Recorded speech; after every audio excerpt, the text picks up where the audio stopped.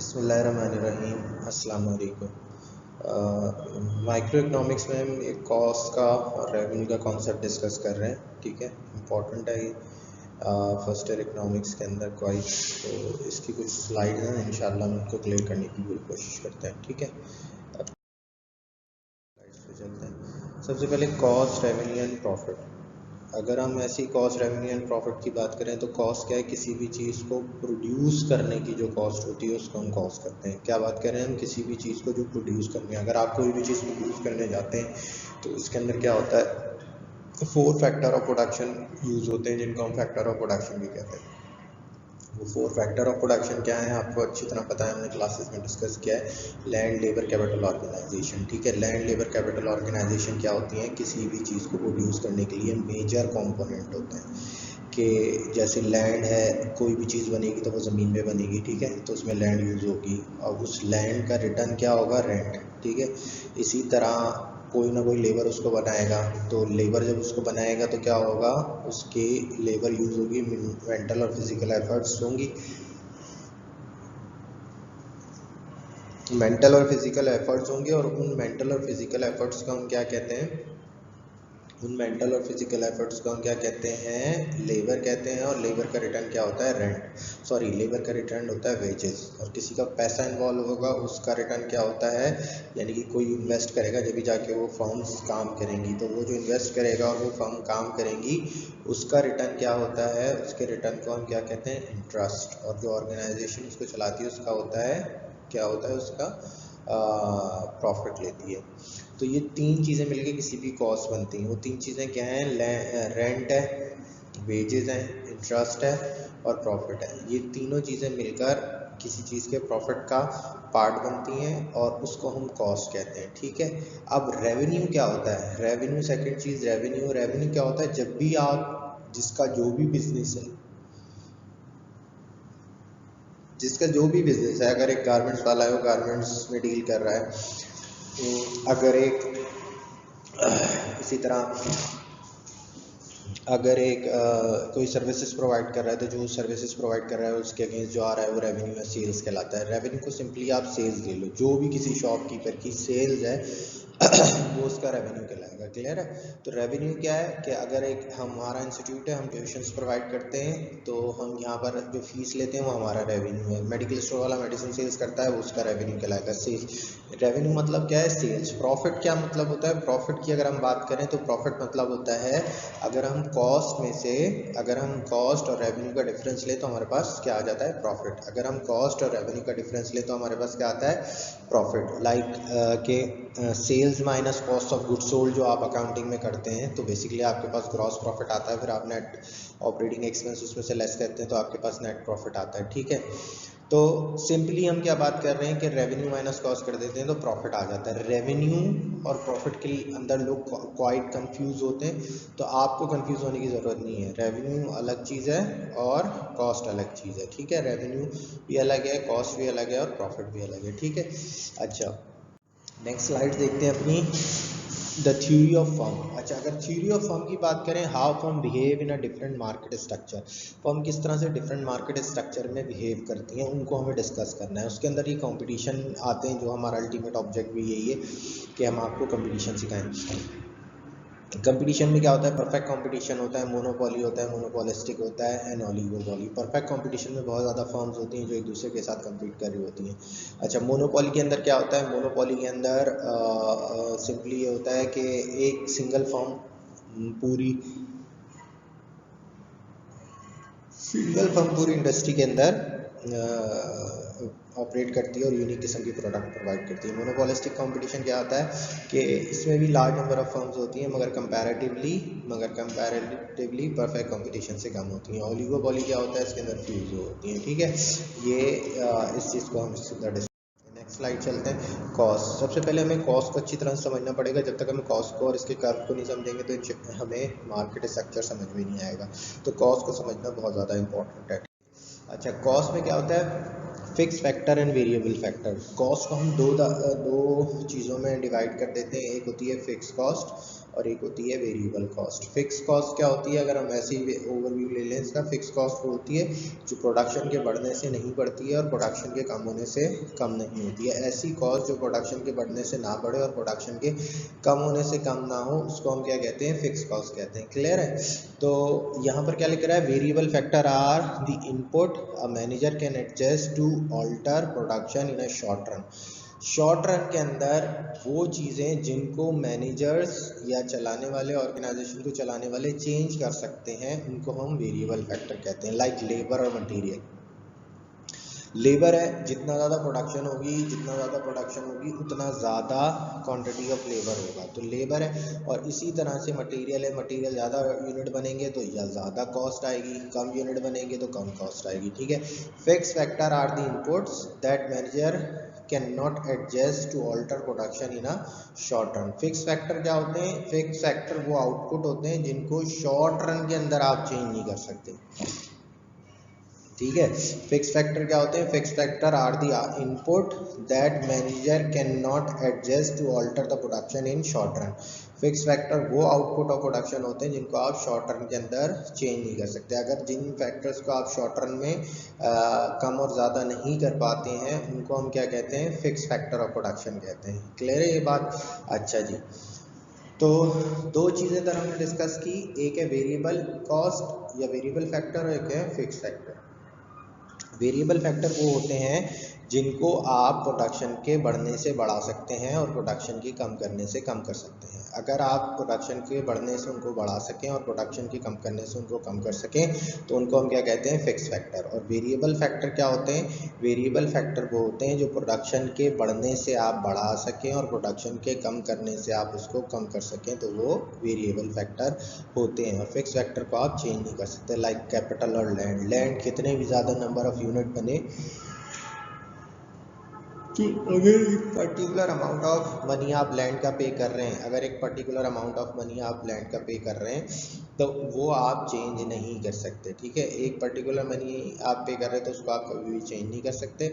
वही रेंट पे करेंगे, चाहे 100 यूनिट बनाएं, चाहे 50 यूनिट बनाएं, चाहे 300 यूनिट बनाएं, आपको एक फिक्स फैक्टर, एक फिक्स अमाउंट उसका पे करना है, तो वो हम फिक्स कॉस्ट में लेते हैं या फिक्स फैक्टर कहलाते हैं। इसी तरह कैपिटल है, आपने 10 लाख रुपए एक बिजनेस में इन्वेस्ट किए हुए हैं, तो वट एवर आपका जो भी हो, आप वो 10 लाख रुपए ही आप इन्वेस्ट करेंगे, इसमें कोई कम ज़्यादा नहीं हो सकता। ठीक है। Variable factor are the input the manager can adjust. ठीक है, ये हमने डिस्कस। स्लाइड में चलते हैं। अच्छा, दो पीरियड ऑफ टाइम होते हैं, हम बहुत दफ़ा डिस्कस कर चुके हैं। एक शॉर्ट रन होता है, एक लॉन्ग रन होता है। शॉर्ट रन क्या होता है, the short run is that period of time in which at least one factor of production is fix. अब फैक्टर ऑफ प्रोडक्शन आपको पता है क्या और क्या होते हैं, लैंड, लेबर, कैपिटल, ऑर्गेनाइजेशन, ये फैक्टर ऑफ प्रोडक्शन होते हैं। इनमें से एटलीस्ट एक को हम फिक्स लेते हैं। All production take place in a short run, और तमाम प्रोडक्शन किस में होती हैं, शॉर्ट रन में होती हैं। जब तमाम प्रोडक्शन शॉर्ट रन में होती है, उनको आप जो है एटलीस्ट शॉर्ट रन वो है कि जिसमें आप नॉर्मली एक फैक्टर ऑफ प्रोडक्शन को फिक्स रखते हैं। जब आप एक फैक्टर ऑफ प्रोडक्शन को फिक्स रखते हैं तो उसको हम क्या कहते हैं, उसको हम शॉर्ट रन कहते हैं। ठीक है, ये शॉर्ट पीरियड ऑफ टाइम कहलाता है। अच्छा, हाउ लॉन्ग इट इज़, भाई इसके अंदर कोई टाइम फ्रेम नहीं है। वो पीरियड जिसके अंदर आप लैंड को चेंज ना कर रहे हो, एटलीस्ट एक फैक्टर ऑफ प्रोडक्शन को चेंज ना कर रहे हो, तो उसको हम क्या कहते हैं, उसको हम शॉर्ट पीरियड ऑफ टाइम कहते हैं प्रोडक्शन के अंदर। ये नहीं होता कि 6 महीने, साल, 10 साल, इससे हम इसको कंपेयर नहीं कर रहे। हम कंपेयर करते हैं बेसिकली फैक्टर ऑफ प्रोडक्शन के चेंज होने से। ठीक है। It is determined by the time takes to increase the quantity of fix factor. ये जो है वो डिटरमाइन करता है कि जिसके अंदर आप quantity of factor of production fix को कब चेंज करते हैं। अगर तमाम फैक्टर ऑफ प्रोडक्शन वेरिएबल होंगे, तो हम जो है उनको क्या कहेंगे, अगर तमाम होंगे तो हम उसको लॉन्ग रन कहेंगे, और अगर at least one factor of production same होगा तो उसको हम क्या कहेंगे, वो शॉर्ट रन होगा। अच्छा जी, अब उसके बाद हम क्या कर रहे हैं, उसके बाद हम लॉन्ग रन की बात कर रहे हैं। लॉन्ग रन क्या था, long run is that period of time in which all factor of production are variable. वो पीरियड ऑफ टाइम जिसके अंदर तमाम फैक्टर ऑफ प्रोडक्शन क्या होंगे, वेरिएबल होंगे, ऐसे पीरियड ऑफ टाइम को हम क्या कहते हैं, वो लॉन्ग रन कहते हैं। But the state of technology is fix, all planning take place in a long run. State of technology इसके अंदर चेंज नहीं होगी, यानी कि जो भी प्रोडक्शन टेक्नोलॉजी है वो क्वाइट सेम रहेंगी, मगर इसके अंदर तमाम टेक्नोलॉजी के अलावा तमाम फैक्टर ऑफ प्रोडक्शन क्या होंगे, तमाम फैक्टर ऑफ प्रोडक्शन चेंज हो जाएंगे। अगर तमाम फैक्टर ऑफ प्रोडक्शन चेंज हो जाते हैं तो हम उसको क्या कहते हैं, लॉन्ग रन। और अगर एक फैक्टर ऑफ प्रोडक्शन चेंज होता नहीं है तो उसको हम कहते हैं short run. If a firm plan ahead, ये बोल रहा है अगर if a firm plan to had a change it fixed factor then the factor of production is variable.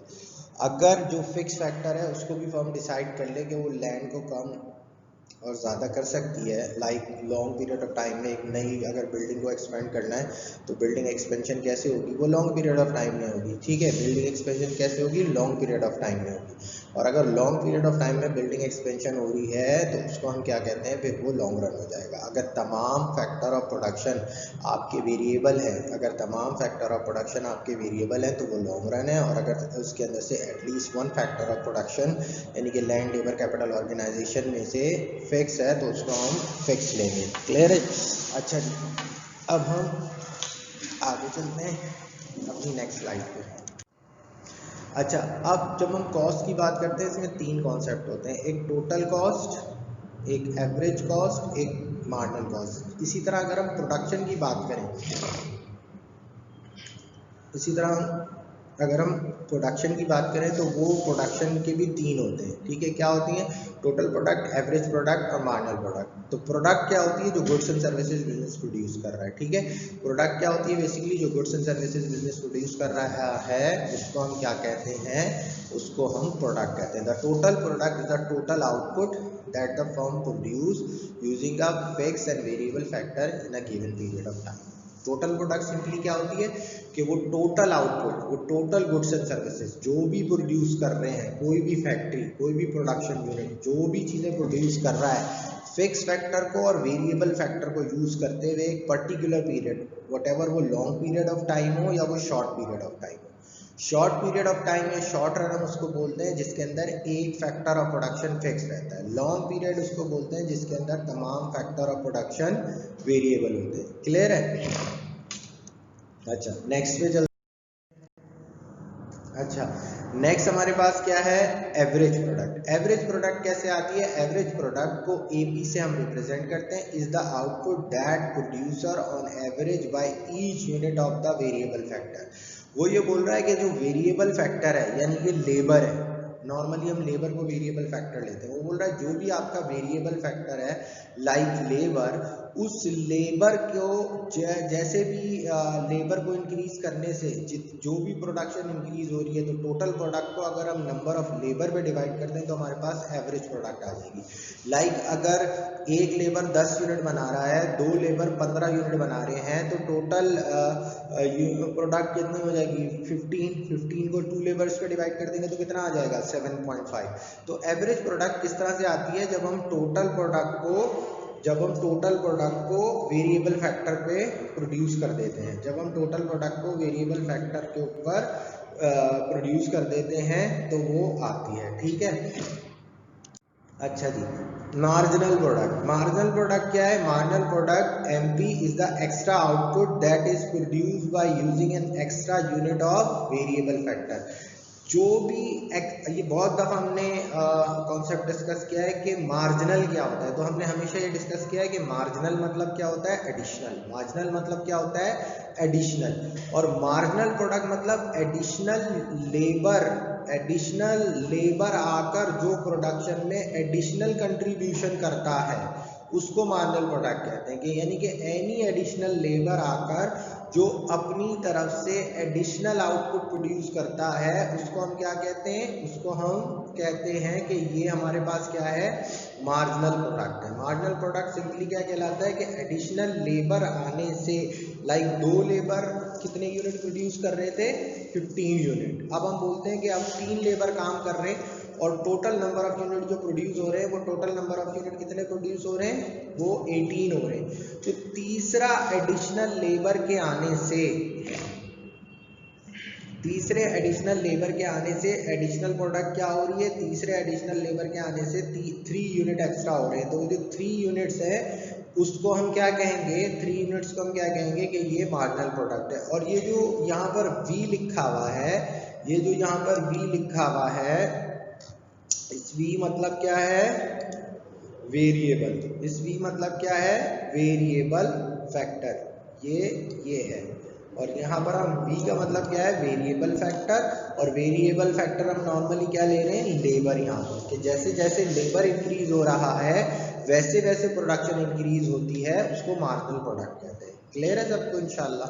अच्छा, नेक्स्ट क्या है जी, अब हम अगर जरा से को शेड्यूल से देख लें कि टोटल प्रोडक्ट, एवरेज प्रोडक्ट और मार्जिनल प्रोडक्ट। अच्छा, V यहाँ हमने क्या दिया है, quantity of labour. Total product है, एवरेज प्रोडक्ट है और मार्जिनल प्रोडक्ट है।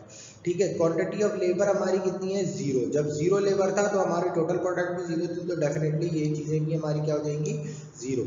जैसे ही एक लेबर आया वैसे ही कितनी टोटल प्रोडक्ट हो गई, 10। एवरेज प्रोडक्ट भी 10 को 1 पे डिवाइड करेंगे क्योंकि हमारा फॉर्मूला है total product divide by variable, तो वो भी हमारे पास कितना आ रहा है, 10। और मार्जिनल एडिशनल भी 10। इसी तरह 2 लेबर हो गए, टोटल प्रोडक्ट ये हो गई, 25 को 2 पे डिवाइड करेंगे तो 12.5 आ जाएगी। और दूसरा लेबर एडिशनल कितना बना रहा है, इसका और इसका डिफरेंस, इसका और इसका डिफरेंस कितना आएगा, डेफिनेटली इन दोनों का डिफरेंस कितना आ रहा है, 15। क्लियर है कि जो टोटल का डिफरेंस होता है वही मार्जिनल होता है, जो टोटल का डिफरेंस होता है वही मार्जिनल होता है। सिमिलरली यहाँ पर 2 से 3 लेबर हमने हायर किए तो हमारी टोटल प्रोडक्ट कितनी हो गई, 45। 45 को 3 पे डिवाइड कर रहे हैं तो हमारे पास कितना आ रहा है, 15। और ये 20 कैसे आ रहा है कि 25 और 45 का जो डिफरेंस है, 25 और 45 का जो डिफरेंस है, ये हमारे पास आ रहा है 20। तो 20 मार्जिनल प्रोडक्ट कैसे आता है, टोटल के डिफरेंस से। मार्जिनल प्रोडक्ट कैसे आता है, टोटल के डिफरेंस से। सिमिलरली हम आगे देखेंगे 4 लेबर थे तो हमारी टोटल प्रोडक्ट 17 थी और ये 17.5 हो गई और एडिशनल इतना ये हो गई। और इसी तरह जब हमारे 5 लेबर थे तो टोटल प्रोडक्ट हमारी 90 हो गई और 90 के बाद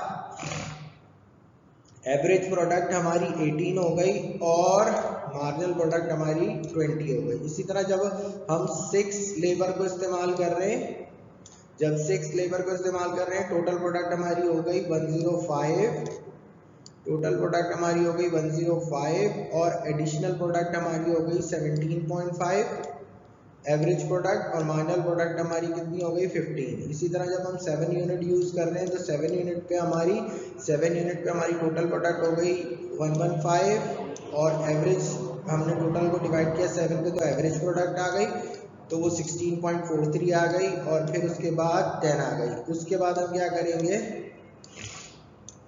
18 हमारा क्या हो गया, 18 हमारी क्वांटिटी ऑफ लेबर जब हमने 88 की तो हमारी टोटल प्रोडक्ट कितनी हो गई, 120। 120 को 8 में डिवाइड करेंगे तो हमारे पास एवरेज प्रोडक्ट आ गई 15 और उसके बाद हमारे पास मार्जिनल प्रोडक्ट हमारी क्या आ गई, 5। अगर हम देखें तो मार्जिनल प्रोडक्ट हमारी क्या हो रही है, डिक्रीज हो रही है। कहीं पर आगे थोड़ी सी इंक्रीज हो रही है, यहाँ तक बढ़ रही है 10, 20, 15, 25 और 25, यानी कि ऊपर जाने के बाद इसको फिर से हमारी एकदम से डिक्रीज हो गई। अगर हम इसका कर्व बनाएंगे तो डेफिनेटली ये शुरू में इंक्रीज हो रही है और बाद में ये डिक्रीज होगी। ये याद रहेगा सबको कि एमपी का कर्व कैसा होगा, आगे चल के हम इसको देखेंगे भी। यहाँ आपको रफली इसलिए बता रहा हूँ कि ये आगे चल के स्लाइड्स हम कनेक्ट नहीं कर पाएंगे डाटा वाली, ठीक है।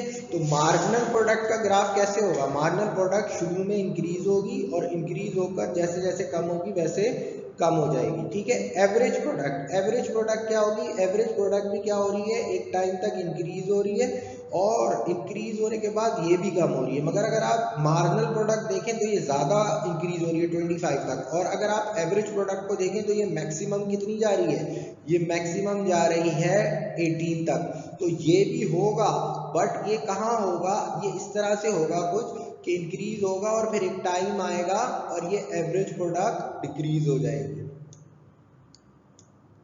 एवरेज प्रोडक्ट, ठीक है। ये एवरेज प्रोडक्ट नीचे रहेगी, क्योंकि देखें आप इस वाले टेबल को देखें, इस वाले टेबल में क्या हो रहा है कि 10, 12, 15, 17.5, 18 तक आने के बाद उसके बाद क्या हो गई, ये कम होना शुरू हो गई। जैसे 18 तक आने के बाद ये कम होना शुरू हो गई है तो हम इसको क्या कहेंगे कि ये मार्जिनल प्रोडक्ट है और ये एवरेज प्रोडक्ट है। इसी तरह ये टोटल प्रोडक्ट है। अगर टोटल प्रोडक्ट देखें तो टोटल प्रोडक्ट कंटिन्यूसली बढ़ रही है। टोटल प्रोडक्ट क्या हो रही है, 0, 10, 25, 45, 70, 90, 105, 115, 120। अगर हम टोटल प्रोडक्ट को डिस्कस करें तो टोटल प्रोडक्ट क्या है कि ये कंटिन्यूसली क्या हो रही है, बढ़ रही है, तो इसका ये ऐसा अपवर्ड आएगा। टोटल प्रोडक्ट क्या हो जाएगी, अपवर्ड होगी। ये बात सबको क्लियर है? ये सबको क्लियर होना चाहिए कि टोटल प्रोडक्ट का कर्व जो होगा वो अपवर्ड स्लोपिंग होगा। मार्जिनल प्रोडक्ट शुरू में बढ़ रही है और फिर कम हो रही है, एवरेज प्रोडक्ट भी शुरू में बढ़ रही है और फिर कम हो रही है। ठीक है, अभी हम नेक्स्ट स्लाइड चल। अच्छा, अगर हम टोटल प्रोडक्ट को देखें, जैसे हमने आपको बताया था कि ये लॉ ऑफ रिटर्न हमने डिस्कस किया था, उसमें ये इंक्रीजिंग रिटर्न होता है। इंक्रीजिंग रिटर्न क्या है कि टोटल प्रोडक्ट 1, 2, 3, 4 सो ऑन आपका इसका अपवर्ड स्लोपिंग है। इसका ग्राफ कैसा होगा, नंबर ऑफ लेबर आपने यहाँ लिया और यहाँ पर आपने जो भी जैकेट्स है, कोई भी आउटपुट है, तो वो number of days, number of unit आपने यहाँ ली, तो आपका ये टोटल का कर्व किस तरह से जा रहा है, देखिए ये अपवर्ड स्लोपिंग जा रहा है। ये अपवर्ड स्लोपिंग कैसे जा रहा है, ये जैसे जैसे लेबर इंक्रीज हो रहे हैं वैसे वैसे आउटपुट बढ़ रही है, मगर ये बिल्कुल कांस्टेंट नहीं बढ़ी। हर एडिशनल लेबर में भी डिक्रीज, डिफरेंट यूनिट के लिहाज से उसको इंक्रीज और डिक्रीज कर रहा है। जब हर डिफरेंट कर रहा है तो ये बिल्कुल एक कांस्टेंट वे में नहीं हो रही है, बल्कि ये अप एंड डाउन हो रही है। ठीक है, तो ये कर्व हमने डिस्कस किया। अच्छा, नेक्स्ट स्लाइड में हम ये दोनों ग्राफ डिस्कस कर चुके हैं। ये दोनों ग्राफ क्या है कि हमने ये बात डिस्कस किया था कि मार्जिनल प्रोडक्ट इंक्रीज होती है, जैसे हमने उसमें देखा था कि वो जा रही थी 25 से ऑनवर्ड, फिर एकदम से ये मार्जिनल प्रोडक्ट का कर्व है और फिर वो बहुत तेजी से नीचे आती है। ये मार्जिनल प्रोडक्ट का कर्व है। ठीक है, एवरेज प्रोडक्ट भी शुरू में बढ़ती है, मगर उसके अंदर एवरेज के अंदर इतनी तेजी से कमी नहीं आती, वो भी डाउन होती है, बट उसका डिक्रीजिंग रेट कंपैरेटिवली उससे कम होता है। ठीक है, ये एवरेज प्रोडक्ट है। अच्छा, उसके बाद प्रोडक्शन फंक्शन। अच्छा, प्रोडक्शन फंक्शन हमारा सिंपली क्या है कि लैंड, लेबर, कैपिटल और एंटरप्रेन्योरशिप या ऑर्गेनाइजेशन जब कंबाइन होते हैं तो ये एक प्रोडक्शन प्रोसेस में जाते हैं किसी भी चीज़ को प्रोड्यूस करने के लिए। लैंड, लेबर, कैपिटल, ऑर्गेनाइजेशन जब कंबाइन होते हैं तो ये प्रोडक्शन प्रोसेस में जाते हैं किसी भी चीज़ को प्रोड्यूस करने के लिए, और फिर प्रोडक्शन प्रोसेस होता है और उसका अल्टीमेट आउटपुट क्या होता है, आउटपुट निकलता है, और आउटपुट के अंदर हमारे पास क्या चीज़ें होती हैं, गुड्स एंड सर्विसेज होती हैं। तो लैंड, लेबर, कैपिटल, ऑर्गेनाइजेशन मिलकर कोई भी प्रोडक्शन प्रोसेस को बनाती हैं और उसका आउटपुट प्रोसेस होता है, और प्रोसेस के बाद आउटपुट आता है, और आउटपुट हमारा किस फॉर्म में आता है, आउटपुट हमारा किस फॉर्म में आता है, गुड्स एंड सर्विसेज की फॉर्म में। ठीक है जी। अच्छा, अब शॉर्ट रन लॉन्ग रन को हमने डिस्कस कर लिया। शॉर्ट रन क्या है, short run is the define as that time period where at least one factor of production आपका क्या होगा, वन फैक्टर ऑफ प्रोडक्शन आपका एटलीस्ट फिक्स होगा। और लॉन्ग रन क्या है, वो पीरियड ऑफ टाइम है जिसमें तमाम input can be change. Long run वो पीरियड ऑफ टाइम है जिसमें तमाम फैक्टर ऑफ प्रोडक्शन आपके चेंज होते हैं। ये बात हम ऑलरेडी डिस्कस कर चुके हैं। ठीक, नेक्स्ट स्लाइड देखते हैं। लॉ ऑफ डिमिनिशिंग रिटर्न हमारा बहुत जगह अप्लाई होता है इकोनॉमिक्स के अंदर, और ये हम पढ़ भी चुके हैं। तो लॉ ऑफ डिमिनिशिंग रिटर्न आपको क्या बताता है, हम पहले भी पढ़ चुके हैं कि law of diminishing return state then in all productive process adding more of factor of production, यानी कि वेरिएबल फैक्टर बढ़ाते हैं आप। जब आप वेरिएबल फैक्टर बढ़ाते हैं while holding all other constant will at some point yield lower per unit return. तो वो बोल रहा है एक पॉइंट पे आकर आपकी जो यील्ड होती है वो लोअर हो जाती है। ठीक है, ये आपको कौन बताता है, variable factor of production. Law of diminishing return क्या बताता है कि आप जब भी कोई प्रोडक्शन प्रोसेस करते हैं, आप जब भी कोई प्रोडक्शन प्रोसेस करते हैं और वेरिएबल फैक्टर को आप बढ़ाते हैं तो वो एक टाइम तक वो इंक्रीज होते रहते हैं, एक टाइम तक वो इंक्रीज होते रहते हैं, और उसके बाद आपकी प्रोडक्शन शुरू में इंक्रीज होगी तो वो इंक्रीजिंग रिटर्न है, फिर वो कांस्टेंट रिटर्न के पास जाएगी और अल्टीमेटली वो डिमिनिशिंग रिटर्न की तरफ जाएगी, और ये बात हम पहले डिस्कस कर चुके हैं। ठीक है जी, नेक्स्ट स्लाइड देखते हैं। थ्योरी एक्सप्लेन, इसको थोड़ा सा कंसीडर करते हैं। Consider a factory that employ labour to produce is product. Labour है जो प्रोड्यूस करते हैं its product. If all other factor of production remain constant, अगर तमाम factor of production production remain constant है at some point each labour, वो क्या कह रहा है, at some point each labour will provide less output than previous. वो बोला एक पॉइंट आएगा जब आपकी हर एडिशनल लेबर जो आपको आउटपुट दे रही है वो प्रीवियस से कम आएगा। At this point each additional employ provide less and less return, हर एडिशनल एम्प्लॉय आपको लेस एंड लेस रिटर्न देगा, तो वो डिमिनिशिंग रिटर्न, यानी कि एडिशनल एम्प्लॉय के हायर करने से, एडिशनल एम्प्लॉय के हायर करने से आपको क्या हो रहा है, लेस एंड लेस रिटर्न मिल रहा है।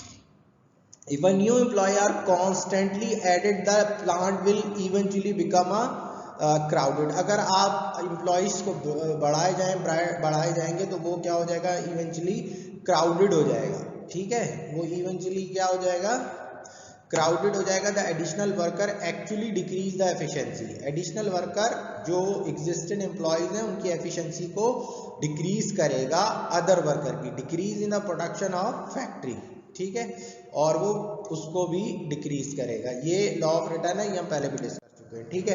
अच्छा, इकोनॉमिक्स कॉस्ट, दो तरह की कॉस्ट होती है, ये भी समझना बहुत इंपॉर्टेंट है। एक होती है अकाउंटेंट की कॉस्ट जो कंसिडर करते हैं एक इकोनॉमिक पॉइंट ऑफ व्यू से, ठीक है। एक होती है एक्सप्लिसिट कॉस्ट, एक होती है इम्प्लिसिट कॉस्ट।